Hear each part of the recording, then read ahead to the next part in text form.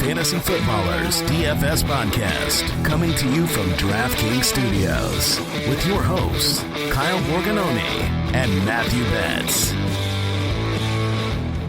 Week 2, we are here, and I just want to call this week that's coming up the week of the high rollers, because we're not playing these little itty-bitty games between teams that, small totals bets. These are high totals this week. And are you ready for that? I think so. I mean, we're going to find out, I guess. Yeah, this slate is going to be a lot of fun, just like from a football perspective, from a DFS perspective, to watch these offenses roll. I mean, we have, 5 games of the 50 or more implied, or not implied, rather, a team total, Vegas total over that. So it's going to be high-flying. It should be a ton of fun for tournaments. I'm excited to break it down. Because there are 5 games, like you mentioned, that are over 50, if somebody asks you, and I get this on Twitter all the time, is this a good play? We usually just say, probably. I mean, I guess you can play them. You really, so many people are in play. The question is what kind of combination are you going to have? So let me just be really clear. We get a lot of screenshots, and we're not big timers at all, but it's really hard to give advice when we find screenshots on like Thursday or Friday of just like, could I play this guy? Could I play that guy? Like, you could really almost play anybody in those games. So that's 10 teams right there. And then there's some other games that we really like Cleveland's has a huge implied total over 30. There's just so many different plays this week, and so we kind of want to break it down for you. But any quick overarching thoughts before we get into our cash plays? I think that's a big talking point on the show, or at least in tournaments. Like, how do you go about sifting through all of these plays that are all good? But I really think this week, more than most weeks, and this kind of sounds silly to say because it's always important, but roster percentage is going to be crucial this week in terms of where we project our opponents to play, where we should be playing. And there's going to be a lot of chalk out there, and some of it's not going to be good, some of it will be good. And I think really being able to kind of use roster percentages this week in tournaments is going to be crucial because, like you said, there are so many good plays that project at a pretty similar level at relatively similar price tags on both sites that there isn't going to be a lot separating these plays. So finding out what our opponents are doing is going to be really crucial.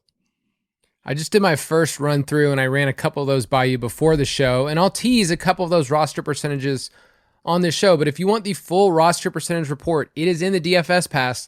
Please do not play DFS blind. That's like a word of caution for those. Like, you don't want to drive blind. Why would you want to light your money on fire and play blindly? So that will come out Friday afternoon. I refine it again on Saturday night. Betz and I get to talk through some of those, and then Sunday at lock, we like to have those to kind of make sure there's players like, I don't know, Trey Sermon last week. We need to zero him out.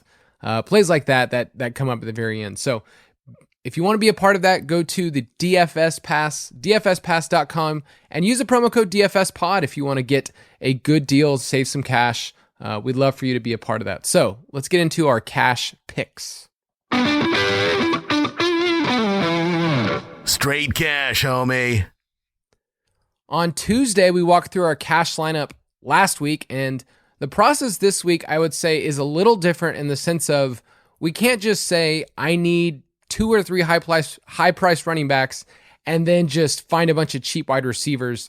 The slate doesn't set up that way, and that's what's so fun about DFS is you can't use the same strategy every single week. So we're going to walk through our favorite cash game plays before we talk about the stacks and GPP that we like. So Betz, why don't you give me at quarterback? I mean, the quarterback you have is the one that I have in my cash lineup right now as well. I think he's going to be the most popular on the slate.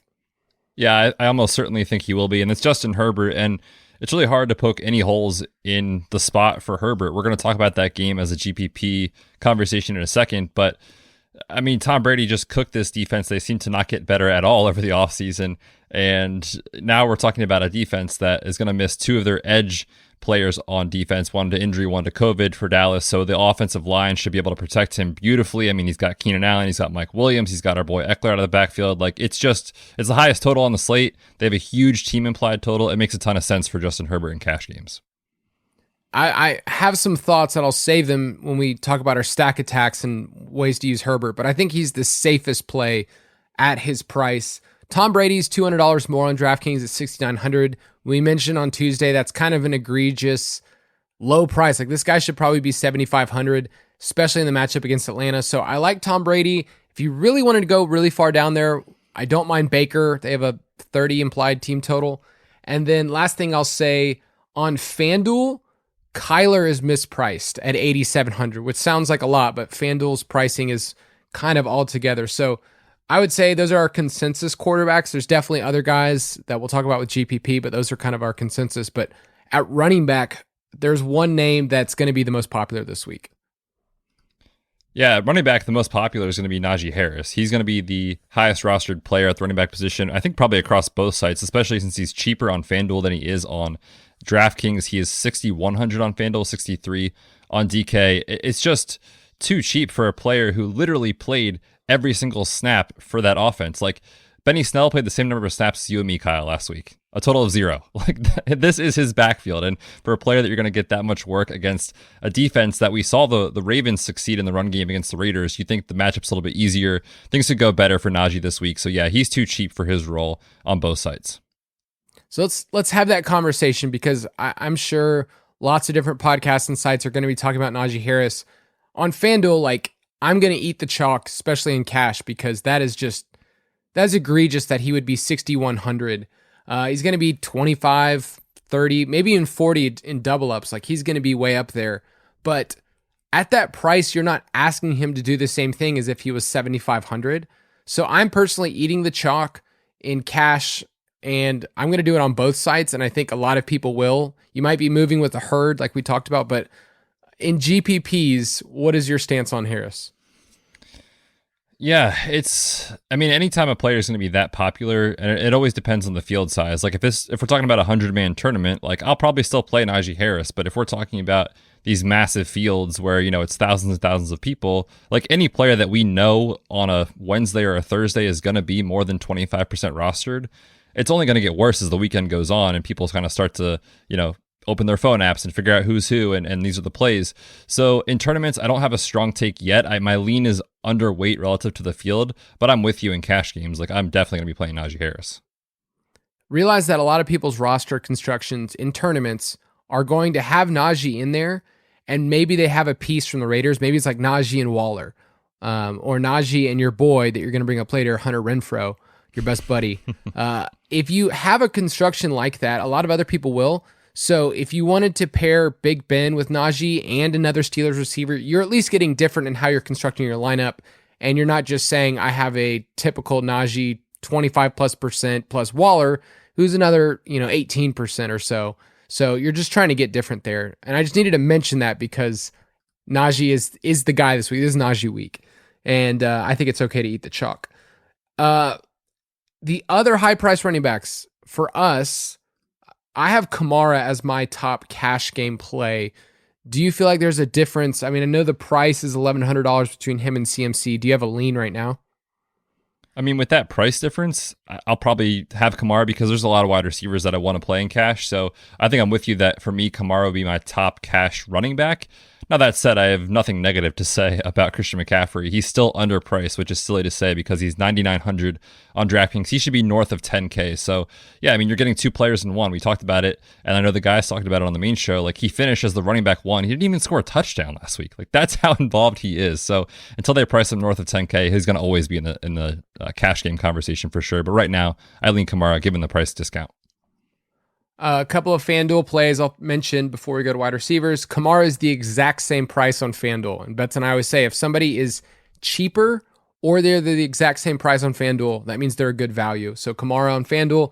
And Austin Eckler is only 7K on FanDuel as well. We will mention him in a second and how to construct GPP lineups, but we like Austin Eckler a lot. But this week is full of wide receivers, and wide receivers in the kind of, I wouldn't call it middle tier, but like middle to upper tier that's like still relative of value when you consider that these are good alpha type wide receivers. So who's the chalk wide receiver this week? Dude, it's our boy. It's Keenan week, man. Come on. This is Keenan Allen's week. I mean, Dallas, We know what they are on the secondary. We know he absolutely dominates the targets with Justin Herbert under center. This has the highest total on the entire slate. He's just too cheap. He's 7,000 on DraftKings, and what his skill set is full PPR. He's going to dominate. So yeah, right now I have him in there. I wrote below in the show doc that he's a cash game lock for me this week. I'll probably in every format that I play cash, head to head, 50-50, double up. He's in my lineup. So yeah, love Keenan this week. He's going to, in double ups, like maybe hit 30-something%, but I'm okay with it because of the safe volume, because of the PPR. But Keenan Allen's going to be the name that people are talking about, and that's okay. CeeDee Lamb is too cheap as well. He's 6,400. We'll go through that game, but love CeeDee Lamb. Chris Godwin, 6,600. Antonio Brown. I cannot wait until we talk about that Atlanta-Tampa Bay game, because Antonio Brown, I'm finding cash, and in GPPs, guns up. Let's do it. Let's talk about some cheapies though, because I think some people had some issues last week. They were like, I guess I go Elijah Moore or Marcos Callaway, but then like, where else do I go? There's some better options this week that I would say are safer, and we still like their prices. So who are the cheapy wide receiver cash options? Yeah, let's start with the Buffalo Bills receivers not named Stephon Diggs, who of course is always a great play, but we're talking about Cole Beasley and Emmanuel Sanders. Beasley is 4,600 on DraftKings, Emmanuel Sanders all the way down at 4K. And really what this comes down to is the fact that those guys are seeing a ton of volume and will see a ton of volume all year. We talked about it with Josh Allen being my quarterback in cash last week. I was just like, they're going to throw on every play, and that's exactly what we saw. And for Beasley, he saw 13 targets last week. Emmanuel Sanders saw 8. And if you're going to see that type of volume for a team that's going to run 3 wide receiver and 4 wide receiver sets almost every play, I mean, those guys are running around on every Josh Allen drop back. And so, yeah, they're safe, especially in PPR. You don't need them to do a ton as far as hitting a huge ceiling performance to pay off their cheap price tag. So I like both those guys this week. If you're going to get in, Kamara or CMC or even Dalvin Cook, let's throw his name in there. And then you want somebody like Keenan Allen, CeeDee Lamb, Chris Godwin. Like if that's one of your receivers, you're probably going to need a player in Beasley's range. Tim Patrick's the exact same price for the Broncos now that Jerry Jeudy's out. He's 4,600. You like Hunter Renfrow a lot at 3,600. That's even further down. So we love at least one punt play in your roster every single week. Like punt a wide receiver, punt your tight end. Those are kind of the safer PPR options. But any last thoughts on wide receiver? I mean, I don't know that I would say I love Hunter Renfrow. I'm not that excited. He's your boy this week. He's your boy this week. Yeah, I just threw him on here because he's cheap. He's 3,600. They're taking on Pittsburgh. And it feels like a difficult matchup, but as underdogs, we could probably project Derek Carr to have to throw the ball a lot again, like he did on Monday night. And yes, it was the Darren Waller show, but Hunter Renfrow led Bryan Edwards and Henry Ruggs in production. Like he was the team's top performing wide receiver, not including Darren Waller. So 9 targets on Monday night, 6 for 70 in full PPR at 3.6K. Like any stat line close to that is going to work just fine. I think the cash line is going to be a little bit higher than it was last week. Like last week it was in the 125s. Like that's actually pretty low if we're honest where the chalk was. So if you can get a couple of PPR wide receivers that are cheap that can get you 10 points, like you are cooking. And so I like Renfrow. On FanDuel, DK Metcalf, Cooper Kupp. I mentioned them on the Tuesday show, but please put DK Metcalf in your lineup at 7K. It's stupid. All right, 2 more cash positions.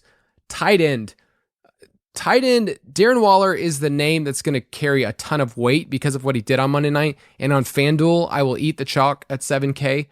But let's talk about some other options this week. Who do you like at tight end?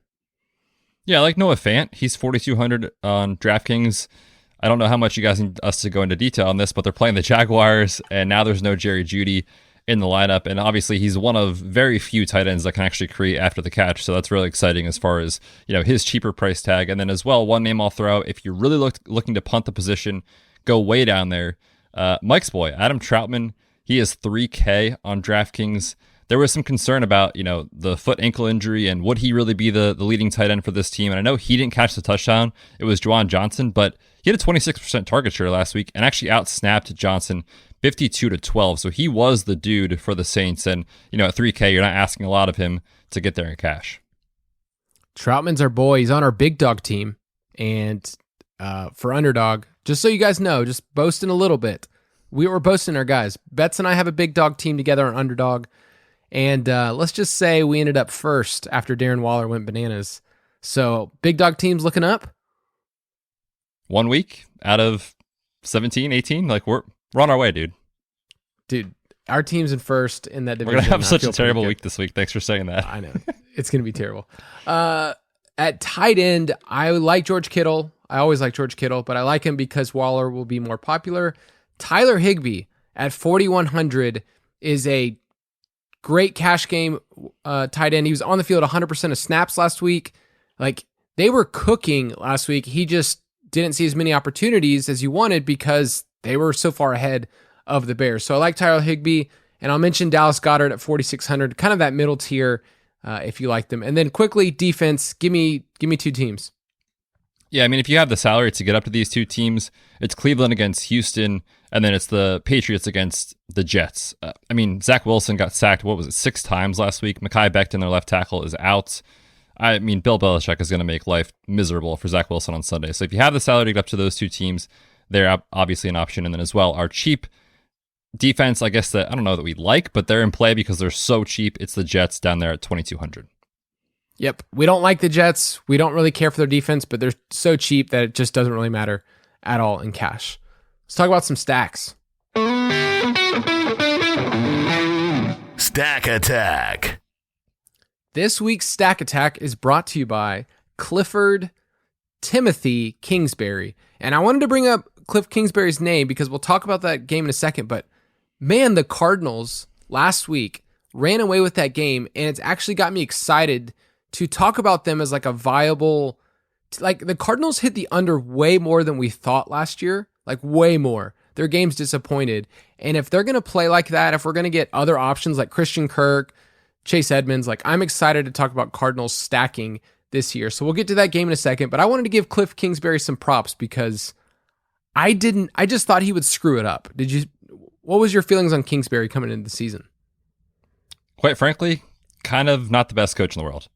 I mean, last year was miserable because Kenny Drake would just get the ball at the 5-yard line. He would run up 2 yards, hit his lineman, fall down, do it again, and then do it again. And it was like, Cliff, come on, man. You got Kyler, you got Hopkins, like be creative. So it was good to see that in week 1. Hopefully it continues, but I would be lying if I said I didn't have a little trepidation about that after just 1 week. So we're going to talk about that game in a second, and we're going to talk about 4 games really that we like for stacking purposes. But before I do that, there's an interesting quirk this week that all 4 of these games are actually in the afternoon portion of the main slate. Like all of them are there. So does that change at all what we do? Because a lot of people are going to be making DFS lineups and like, I have no points, through the early part of the day. Does that change your strategy about late swap? How would you approach that knowing that like the big totals are all in those afternoon games? Yeah, like you said, I mean, that's going to basically push all the roster percentage to the most popular plays in the late slate.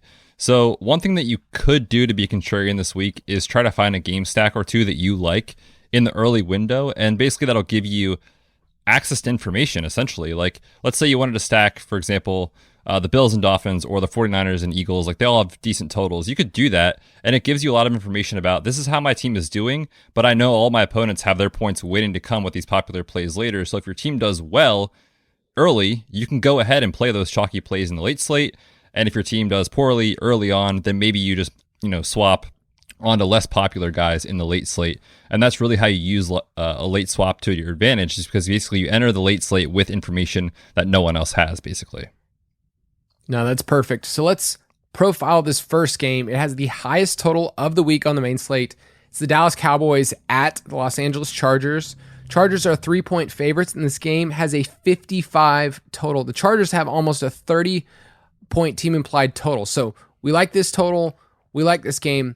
I got curious, Betz. I got super curious.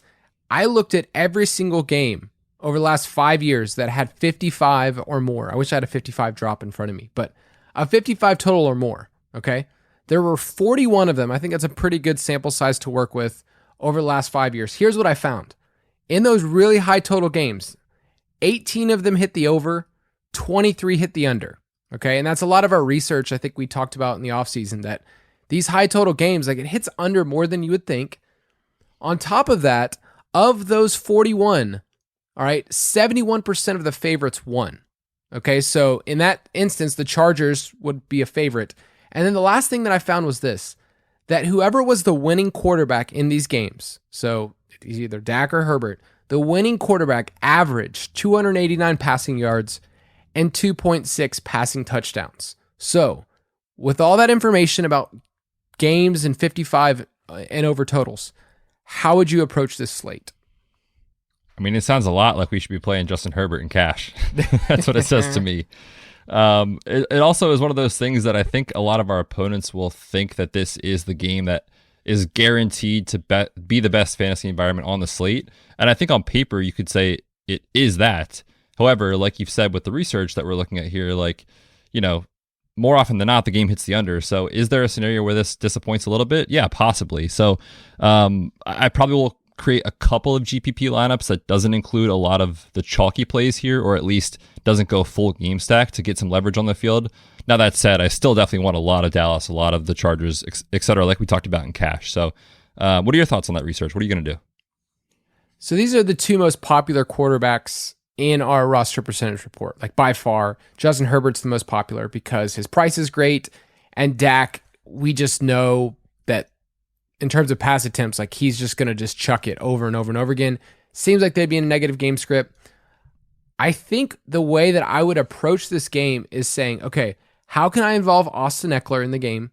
How can I find one piece that allows me to get leverage? So it's actually okay if you said Herbert, Eckler, and Allen. Like that's actually fairly chalky. But on the other side, instead of just saying I just want CeeDee Lamb, you're saying I want CeeDee Lamb and Cedric Wilson, or I want Amari Cooper and Dalton Schultz. Like you're basically trying to mix in a couple other options here that at least gives you an out, because I think points will be scored and Allen just feels so safe.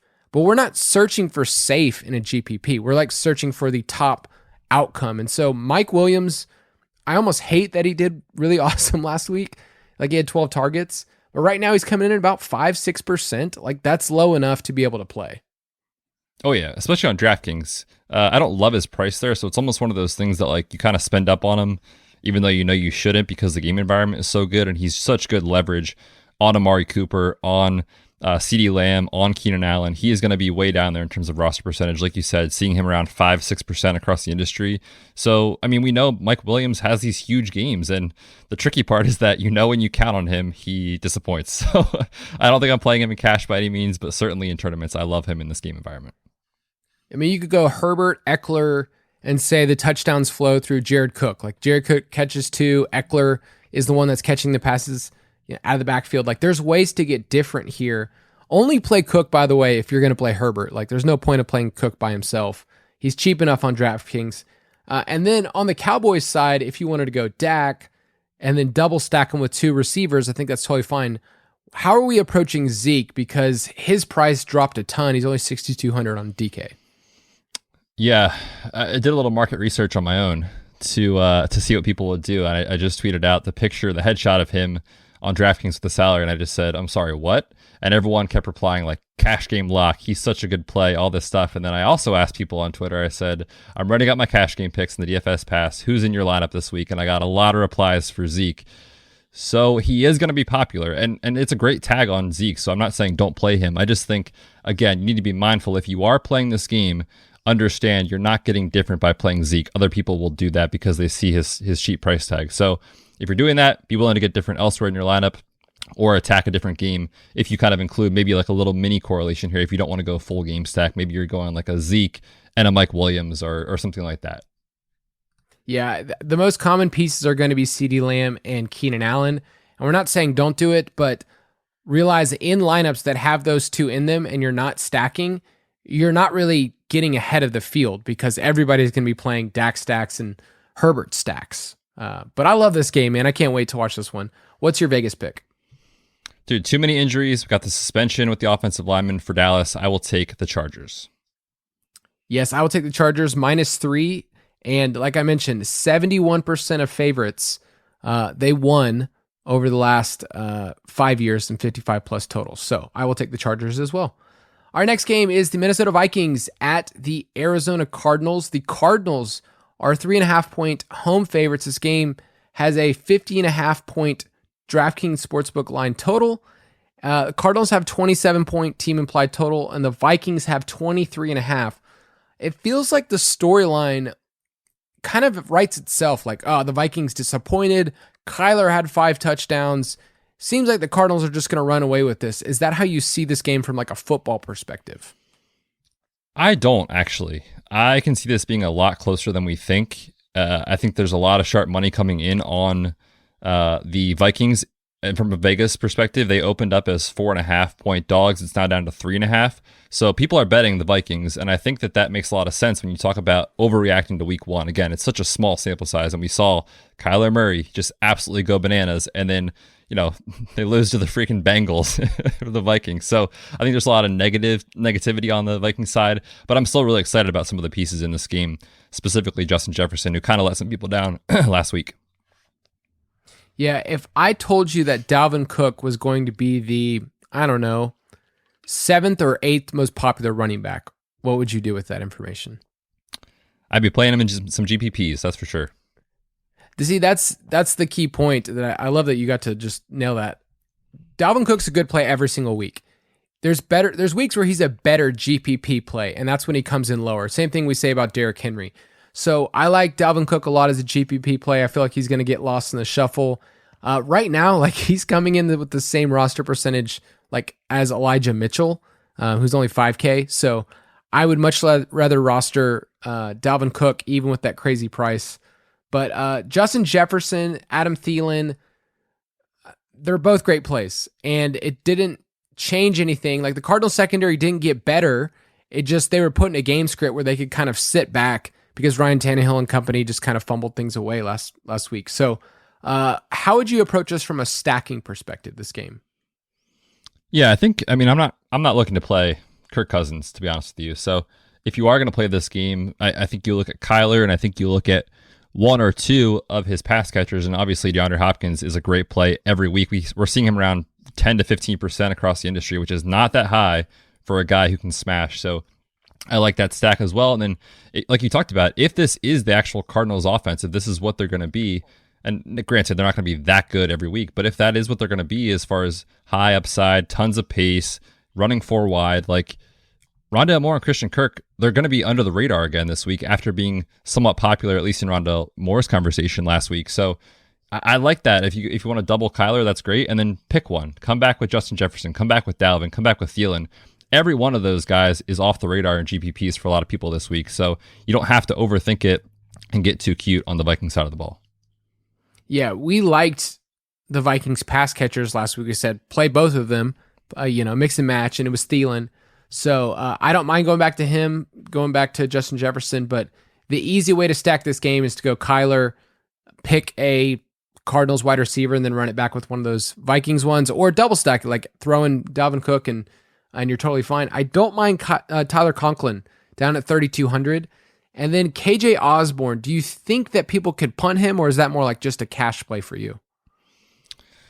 He's really tricky. He's 3.3K, so he's all the way down there. But I mean, all offseason, it was like, all right, this is a 12 personnel team. They're going to run 2 tight end sets. And then all of a sudden they came out and they played 11 personnel, which is 3 wide receivers almost every play. So again, we don't really know if that's just 1 week or if that's what they are, but you could get ahead of the curve if you want to and play him as a punt, low rostered, like 5% type guy in GPPs. The only question I have is like, what is his upside? Does he have enough upside to help you win in a tournament? I think in small field, probably. In the Million Maker, probably not. Yeah, I just can't see him like fully getting there, but in cash, I think he's totally fine. This game is tough for me. It's tough for me to crack. Like my pick feels great. Like I have the Vikings plus 3.5. On some books, it is still 4.5. So I like the Vikings in that regard, but it's one of those games where you're having to pay up for Kyler. Hopkins is the most expensive wide receiver on the slate. I can't find a way to get too different here other than maybe asking Rondale Moore or Christian Kirk to do it again. So I think that's the only way that really is going to hit like in a full game stack. So I actually don't mind the under in this game, but I'll take the Vikings plus 3.5. Yeah, me the Vikings as well. All right. hopefully my boys can bring it back this week. My Falcons at the Tampa Bay Buccaneers. Buccaneers are only a small 12.5 point home favorite. No big deal. And this game has a 52.5 point implied total. So 12 points. That's a lot. 12.5 is actually a ton. For those of you that aren't used to betting world, like that is a lot of points to be able to lay, even though they are at home. But this game is interesting. We love the receivers for the Bucs. I'm still in on Calvin Ridley. I think Kyle Pitts can bounce back, but those are the main guys that we really care about. I don't really want to touch the running games for either. But who are your main plays for wide receiver that stand out? Yeah, before we touch on that, come on. I had to put this on the show, Doc. There's a section for our running backs in each matchup, and I just wrote, who cares? Like, don't play Ronald Jones. Don't listen to Bruce Arians. It's not happening. And if you want to play Len, be my guest, but I will not be doing it. I am with you, though, as far as this is a really interesting game because it's got a huge total at 52.5. The wide receivers here, they're elite when you talk about Ridley and Godwin and Evans and Antonio Brown. There's a lot to like, but I don't think a lot of people are going to be playing either a full game stack or a mini stack here, which I'm really intrigued by. So yeah, when you look at, the Tampa side of the ball, it's not easy to see a path to success for any of these three guys. It's the Falcons. I'm sorry, Kyle. Their secondary is bad, and Tom Brady is the best to ever do it. And we saw him just roast the Cowboys last week. So I like all three. I think Godwin's going to be the most popular, but I feel like the narrative around Mike Evans that I've heard from other people this week is like, well, Tom Brady's going to make sure his guy gets his as well at some point. So I like Mike Evans. He's cheap. He's 6.1K on DraftKings, and he's got a good tag on FanDuel as well, where touchdowns matter so much. So I could easily see Mike Evans getting there in this game. I love Antonio Brown this week. He's getting the type of targets you want. Last year against the Falcons, my Falcons, week 15, he went 5 for 93 and 1 on 7 targets. And then in week 17, he just added a ho-hum 11, 138 and 2 on 15 targets. So he has destroyed the Falcons last 2 times they played each other. Not saying that's just going to be a copy and paste, but he's coming in around 4 or 5%. And it wouldn't shock me if any of these guys are their best receiver fantasy-wise this week. And if you're going to take the guy that's the cheapest, that's coming in the lowest rostered, then for GPPs, it makes a ton of sense. So take Tom Brady and then stack him with 2 Tampa Bay wide receivers. If you want to do Gronk instead, I think that's totally fine, especially on DK at 4.7. Like, you can do that. I probably will stay away from Gronk, or at least be underweight, but I love Antonio Brown. And then on the Falcons side, I don't mind Matt Ryan. Like, Matt Ryan is $5,600. He looked terrible last week, but the Falcons played the Buccaneers pretty close last year. Going into the fourth quarter of both of those games, like, it was either tied or it was just one score. So these teams offensively can keep up with each other. It just matters how you want to stack it on the Atlanta side. So can we go back to Calvin Ridley? Oh man, Max Payne in cash lineups last week for me with Calvin Ridley, but I do think this is a great spot for him. His tag on FanDuel is awesome. It's 7.7 over there, and then on DK is 7,500. So again, he's not that much more expensive. He's a great value there. And I think with a lot of the roster percentage at wide receiver being so obvious this week, it's like, yeah, play, Keenan, play the Cowboys wide receivers, go get DK Metcalf on FanDuel. Like, I think Calvin Ridley's going to get lost in the shuffle this week. I could see him being like 5% in tournaments. And for a player that's as good as Calvin Ridley is, I will take him as a bring back if you're going with Tom Brady stacks.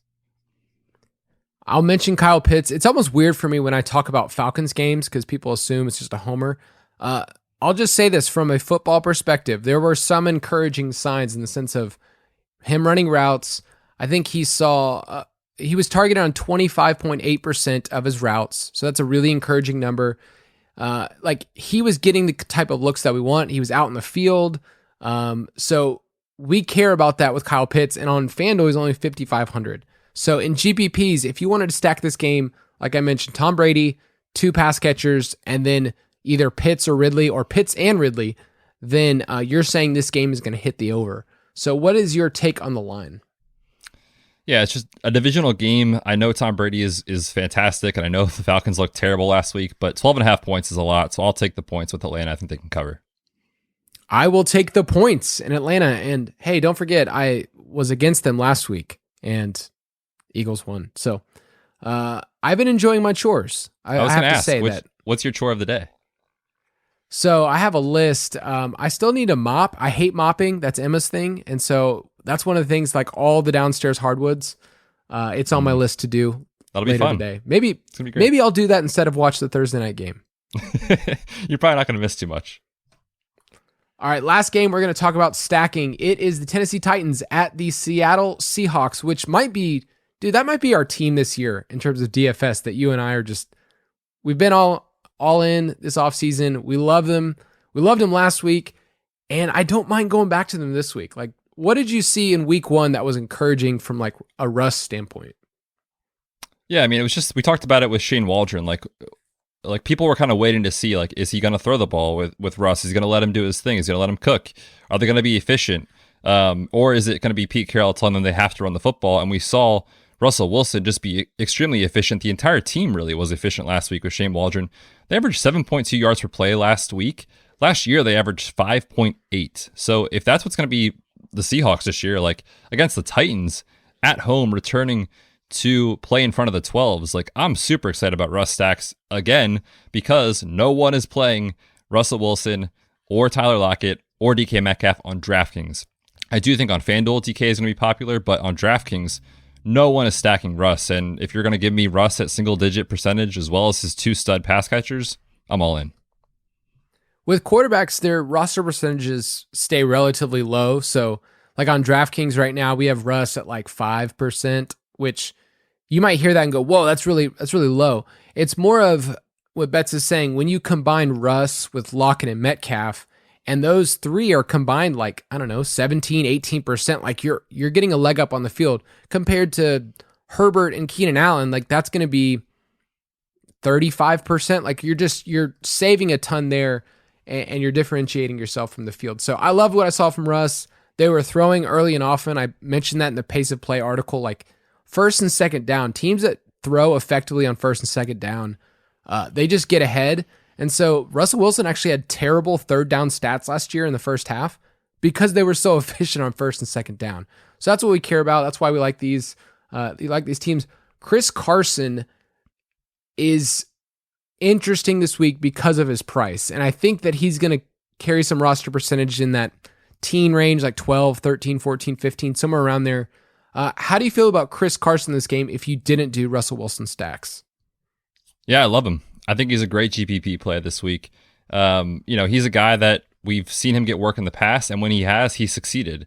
In his career, when he sees 15 plus carries, he averages 91 yards and 17 PPR points. So we can project him, I think, for a safe volume. This is a team that is favored by 5.5 points. They're playing at home. We love that for our running backs. And Rashad Penny is out with the calf injury. So it's not difficult to see a path to success for Chris Carson in this matchup. I absolutely love him this week in GPPs. He's also at that price point where there's a lot of guys, Zeke at 6.2, Najee is 6.3. There's just other guys. David Montgomery 6.1. There's a lot of guys in that range. And so I think he's going to be in the mix of that group. If you played Carson in a GPP, are you basically saying like, okay, the way that this game actually, plays out is I want Tannehill stacks and I'm running it back with Carson? Or are you saying I want Carson and this game hits the under? No, I think I am going to bring it back with the Titans. And I think last week, like our process of stacking, like going with the Cardinals-Titans game stack was right. I mean, the Cardinals did what they were supposed to do, and they just didn't push the Titans to do enough. They just couldn't get anything going. And so I think that there is a path to Tannehill surprising people after a really down week. And then, again, no one is playing A.J. Brown or Julio after what they saw last week. So I think that makes a lot of sense. If you say that the Seahawks win this game handedly, it's probably because the Seahawks got there in the first half or early in the game, and then all of a sudden in the second half, they have to throw the ball out with Tannehill. The Yeti, Derrick Henry, is the top point per dollar value on FanDuel. So he's going to be a lot more popular on FanDuel.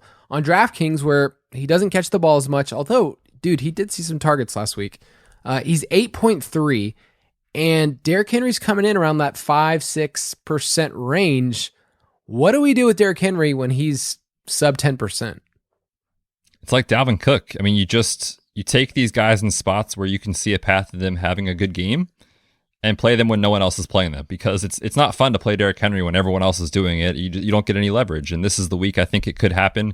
Same with Dalvin. I'll play a couple shares of Derrick Henry and GPPs. Okay, so A.J. Brown's going to come in a lot more popular than Julio Jones. I think the narrative is, oh, we saw a game from Julio. He's done. He looks toasted. If you were to get Julio at, say, 3-4%, are you interested in GPPs? Absolutely. I'm interested in all these guys, honestly, this week. Now, I'm not going to full game stack this, I don't think. Or maybe I will if I go Russ. But there's a lot of, I think, mini correlations here that make a ton of sense, that you can still get different with this game and then still go get guys in like, the Chargers game and those kind of things. So I like that a lot if they're both coming in at single digits. I don't want anything to do with Ferk's Daddy Fresh, which is what I've been calling him now. His name's evolving, by the way, Anthony Ferkser. But I'm not really looking his way this week. Gerald Everett did fine last week, but it seems like Will Disley's going to be more involved than even I thought. But last thought, what do you think the difference between Lockett and Metcalf is this week?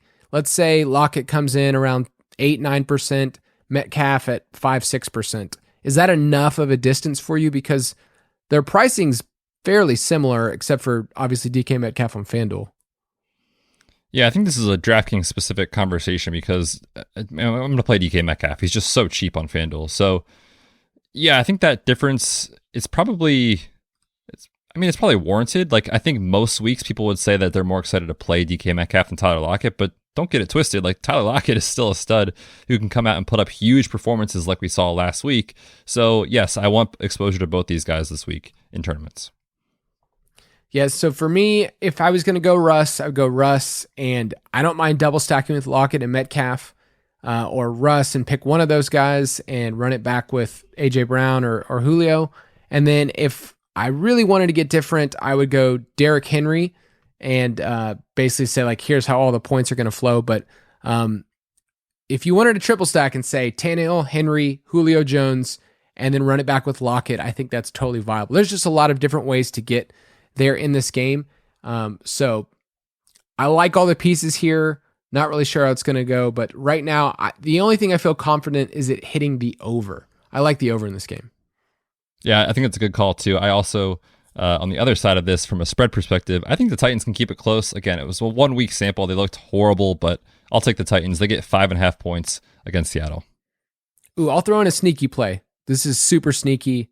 Could not work, but if you wanted to stack Chris Carson and the Seattle defense and just say this game hits the under, Seattle defense gets a ton of turnovers against a terrible Tennessee offensive line. I don't hate it. The correlation's not crazy good, so we usually don't recommend it. But if I just said, let me X out this game other than Carson and the Seattle defense, I think that could work. Let's battle it out. DFS Battle Royale. Let's pour one out for our buddy. Because last week I went 4-1, and one of those victories was thanks to our boy Jerry Tavares Judy. Jerry Judy was tearing it up in the first half. And it kind of stinks because I was excited to continue to play him this year. But last week I won 4-1 in terms of these matchups. So let's see if Betz can get back in it. But every week for Battle Royale, we give a couple of categories that hopefully can help you at home configure your lineup. So the first one, Betz, give me a stacking quarterback that's super cheap, under 6K. Dude, how about our boy, Teddy Two Gloves? I feel like at one point he was the official quarterback of this podcast. He is cheap. He is 5.4K on DraftKings, taking on the Fighting Urban Meyers this week in Jacksonville. They just made Tyrod Taylor look like Patrick Mahomes. I mean, come on. So yes, I'll take Teddy. It's kind of stinks that Jerry Judy's out for his upside, obviously, but I think at his price tag, he'll be able to give you enough points that he could be good this weekend. And I like, KJ Hamler, obviously Courtland Sutton, Noah Fant. He's still got pieces around him. So give me Teddy. I'll go with Matt Ryan, 5,600. He is always a candidate for 300. So on DraftKings, I don't mind him, and he's probably coming in around 1%. Nobody wants to play him after how bad the Falcons were last week. After their first two drives, it was maybe the worst team in football. So Matt Ryan is a stacking quarterback if you really wanted to get different in a large field at, I don't know, maybe even sub 1%.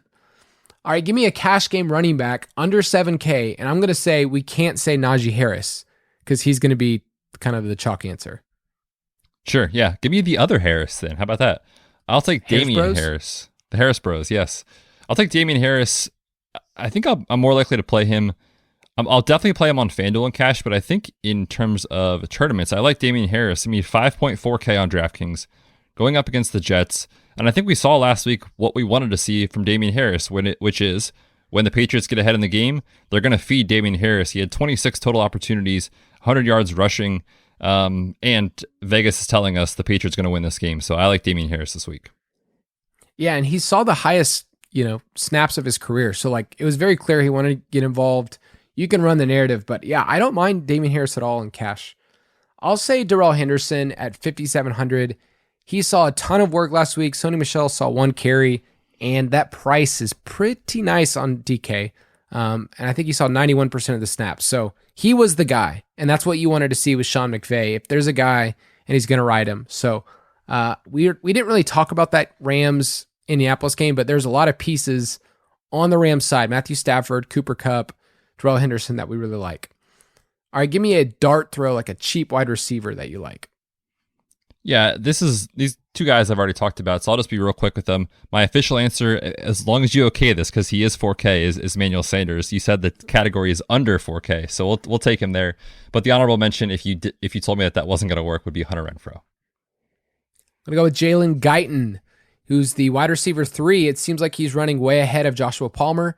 And last year, he got a lot of deep targets that were good for fantasy, at least when they connected. He's 3,100. We love that Chargers game. Most people are going to be playing Keenan Allen, Mike Williams. I get it. But if I can get Jalen Guyton under 2% in a highest total of the week, then maybe he gets a long bomb and gets a touchdown. So Jalen Guyton, I'm kind of a sucker for him. I've wrote him up a couple times last year, and I just like the Chargers. So punt tight end. Yep, I'm going to go back to Troutman. 3K this week on DraftKings. Like I said, he's running the routes that you want to see at the tight end position for the Saints, and I think we could see Jameis throw the ball more than 20 times this week. He barely had to do anything last week, so give me Troutman. He's cheap. No, I like that call. I mentioned him on the Tuesday show. The Irish Mauler, James O'Shaughnessy, is 2.7K. I don't love punting tight end this week. Waller and Kittle are great options, and then I mentioned Higbee and Goddard, and you mentioned Noah Fant. So I like kind of that tier a little bit more. But James O'Shaughnessy, please be a thing so I can use that nickname more this year. All right, give me a sneaky DST that's under 3K. Yeah, I'll take the Cardinals. They are 2.6K on DraftKings. They're going up against the Vikings, and I don't know that we can expect Chandler Jones to have, 5 sacks in every game this year, but he and J.J. Watt look primed for success, and Minnesota certainly struggles in terms of their offensive line. Kirk Cousins, an absolute statue in the pocket, and if this game goes the way Vegas is projecting, which is Cardinals win, we could see Kirk Cousins have to drop back a ton in the second half, creating a lot of opportunities for sacks and turnovers, things like that. Yeah, I don't mind that call at all. I'll mention the Bengals at 2.9. I don't love them, but it's against Andy Dalton in a revenge game against Andy Dalton, which means a ton for DFS. It doesn't. It means everything. So Bengals, they don't have a super talented defense. There's not a lot of great options this week, as I was scrolling through it earlier. It's like, we mentioned the Jets as a punt play, but it's like, I don't really want to play them. So this is a week to get different at defense. In fact, probably every week is a week to get different because you don't want to follow the chalk defenses. All right, before we close, let's go through a couple of mailbag questions. Mailbag. You can send in your questions. It's really hard for us to give lineup advice because we're probably playing against you. But we will give overarching ideas, and I think some of you guys brought in some great questions. We love those screenshots afterward. Those are really helpful if you want to show us those and kind of show if your lineup cashed. Do not screenshot us, please, while you're in the middle of yours. Like if you're like 5 minutes in, you're like, look, it's like, dude, we got a lot of time. I had a friend first week playing DFS and like 10 minutes in, he shows me his lineup. I was like, dude, we got a long way to go on that. So you can send in your questions. I am at Kyle_Borg. Betz is at the Fantasy PT. And you get all of our advice in the DFS Pass. But the first one comes in from Bobby Perrell. He says, after last week, where a lot of guys busted, how do you mentally prepare yourself to trust the process and potentially play the same way for week 2? Yeah, this is a good question. This is one that I can answer because this was me last week. I did not have a good week the first week, but we talked about all offseason in terms of having a long-term mindset, knowing that there's going to be weeks where you lose, and that's just the way this goes. So, yeah, I think you definitely should trust your process and your research. And, I definitely trust what Kyle and I are doing for sure. So I'll be going back to kind of the similar strategy, especially in cash, trying to find plays that are high projected volume at good price tags. And usually that works out a lot because our opponents are going to make mistakes. And if your process is sound, it'll pay off more than not. Football just has a huge context. Like, we're playing one game at a time 1 week, but there's just so many parts to it each week. Like, there's so many parts where you brought up a stat earlier. It's like Justin Jefferson was tackled on the 1 yard line. Well, if you would have scored, that would have felt so different in GPPs. There's just so many different things like that. And so football is a volatile sport, and so you're getting a small sample size. That's why it's so easy to go back to someone like Najee Harris, because we can say, dude was seeing all the opportunities, and it didn't work out, but the Steelers won.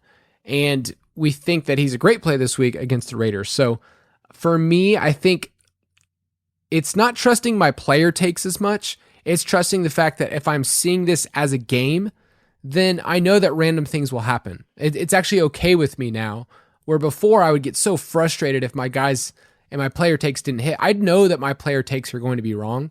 And so more often than not, I get to kind of see the football aspect of it as things just happen. People get injured. Raheem Mostert, my cash game running back, got injured after 2 rush attempts. And I know that that actually happens. So I was fortunate enough to cash last week, but that's part of the game too. So make sure you have somebody else that you can share this with, because Betz would text me and be like, dude, I got to go with Waddle. I got to switch this up. And I think you had the right mindset, though, that you basically were like, I'm going to go all in for this, even though it's not working out. Yep, for sure. And I think you hit the nail on the head with this. Like, a lot of people, the most common question we get from people is, who's the play? Who's the guy? And if we were telling you just play this 1 or 2 players every week, we might be right 2 weeks out of the year, but we're going to lose a lot. So I think understanding that deeper mindset and deeper outlook of football in this game, it is a game that things are going to happen that you don't see coming out of anywhere. So that will happen a lot. And that's why understanding game stacks and correlation is going to pay off more for you than simple player takes. Next one from Kevin Dawes. How big of a factor are snap count and target share rates when choosing players to roster? Currently going through stats at the moment, and I'm not sure where to correlate. Thanks for all the content, guys. I'll first give a caveat. We are 1 week in, so, it's really hard to be able to just take 1 week's worth of data and be able to use it for matchups and whatnot. But for target share, like for instance, KJ Osborne, that guy was running routes. That guy was being targeted. It wasn't really that fluky considering they were running 11 personnel. That's meaningful to me, where like anybody can luck into like 7 targets in a week. Like they're going to happen like that. But how often was this person on the field and how often were they running routes? Like that kind of stuff matters to me.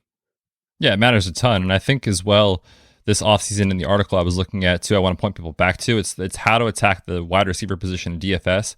Got to give a shout out to Chris Raybon, who wrote this up a couple of years ago when he was still with 4 for 4. But I was going to do the research myself, and he had an awesome article, so I just referenced it because it was great work. And it talked about how on a short sample, like looking at 2, 3, 4 weeks in a row, if a player is seeing targets consistently in that short time span, the predictive ability for the next week is pretty high. So target share matters when you talk about what's happening over a smaller sample size versus, week to week, or kind of like week 3 versus week 8. I mean, so much changes in that time. So I don't want you to extrapolate this out too far, but I do think targets are something that's extremely valuable. Of course, I mean, if you're not getting thrown the ball, you're not going to score touchdowns and catch points. So it's huge. So, for instance, Bryan Edwards on that Monday night game. All right. So he ended, I think, 4 for 81.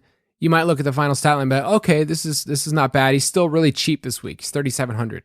He had a 9% target share. In fact, like his target share was pretty bad over the first 3 quarters.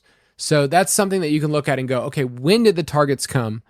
That really matters to me. And then the broad scope of things, like unless that game goes to overtime, like we would not be talking about Bryan Edwards at all this week. So they really matter. And then for tight ends, man, I need to know if they're running routes. Like, Chris Manhertz scored the touchdown for the Jaguars, but James O'Shaughnessy ran the third most routes. So who's more valuable? Or same thing, you brought up Troutman versus Juwan Johnson. Like, it was very clear Troutman had a better opportunity, and that's more predictive moving forward than catching 2 touchdowns. So I think you're on the right track. It's just maybe weeding out things that are just noise and also seeing what's just a 1-game sample size. Last question from Julia Smith. This is a great question because I get this a lot from people.